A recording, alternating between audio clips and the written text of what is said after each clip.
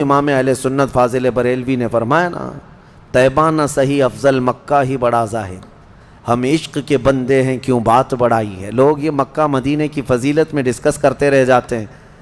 مسئلہ یہ ہے کہ صرف خانہ کعبہ ہی نہیں، اصل عظمت مصطفیٰ ہے۔ یہ نہ ہو تو پھر خانہ کعبہ کے لاکھ چکر بھی کسی کام کے نہیں۔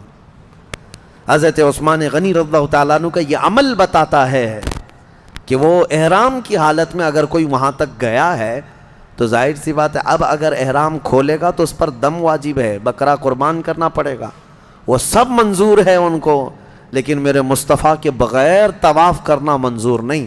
واپس آ گئے، سال بھر نہیں گزرا تھا، 6 ہجری کا معاملہ ہے، 7 ہجری کے قریب دوبارہ نبی پاک صلی اللہ تعالیٰ علیہ وسلم دوسرے سال جب تشریف لائے رہے تھے، اس وقت 10,000 صحابہ تھے، اور 10,000 صحابہ کے ساتھ جب مدینے سے مکہ نکلے، وہ ہیبت ایسی طاری تھی کہ مکہ والوں کے دل پورے ہل چکے تھے اور کوئی مقابلے کو تیار نہیں تھا۔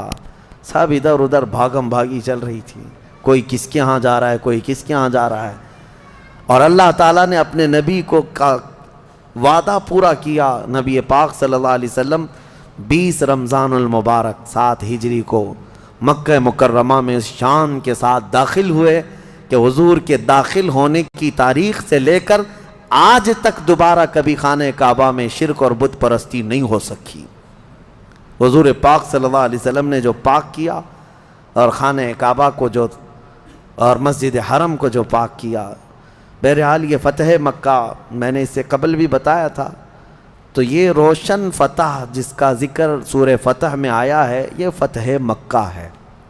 یہاں ایک مسئلہ ہے، عقیدے کی بات بھی ہے، میں عرض کیے دیتا ہوں۔ اس آیت میں اللہ نے فرمایا لِيَغْفِرَ لَكَ اللَّهُ مَا تَقَدَّمَ مِن ذَنبِكَ وَمَا تَأَخَّرَ۔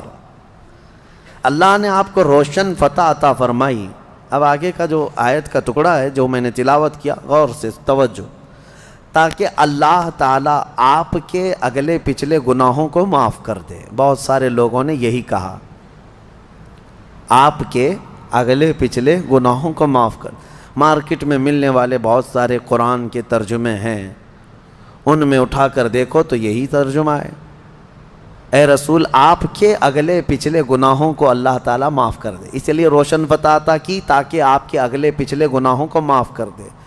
ترجمہ کرنے والوں سے کوئی یہ سوال کرے کہ بھائی بتاؤ تو صحیح آپ کے رسول کے اگلے گناہ کون سے تھے، پچھلے گناہ کون سے تھے جس کی معافی کا اللہ نے یہاں بیان کیا ہے؟ جبکہ عقیدہ تو ہمارا یہ ہے کہ نبی معصوم ہوتے ہیں اور میرے آقا تو سید المعصومین ہیں، تو کون سے گناہ ہیں؟ اسی لیے ہم کہتے ہیں نا، ہر کتاب کو اٹھا کر پڑھ لینے کا نام علم نہیں۔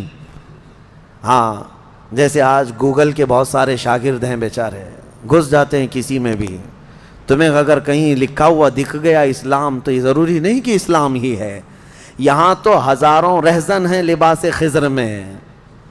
ہاں، بہت سارے معاملات ہیں، کس سے پڑھ رہے ہو کس سے لے رہے ہو یہ دیکھنا ضروری ہے۔ قرآن کا ترجمہ کئی لوگوں نے کیا اس طرح سے، لیکن آؤ بریلی کے امام عشق و محبت کا ترجمہ کنز الایمان اٹھاؤ، آپ نے کس سلیس انداز میں اور کس ادب کے انداز میں فرمایا، اے رسول ہم نے آپ کو روشن فتح عطا کی تاکہ آپ کے اگلوں اور پچھلوں کے گناہ معاف کر دیے جائے۔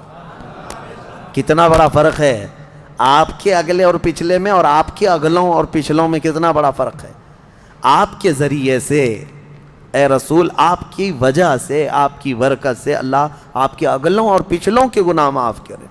اس میں عقیدہ بھی سلامت ہے، عصمت کا اور بارگاہ رسالت کا ادب بھی محفوظ ہے۔ یہ ہے، اسی لیے ہم کہتے ہیں کہ جو لوگ ٹھوکر کھائے وہ ایسے ہی لوگ ہیں جو بے عشق رسول پڑھتے رہے یا بے عشق رسول قرآن کا ترجمہ کرتے رہے۔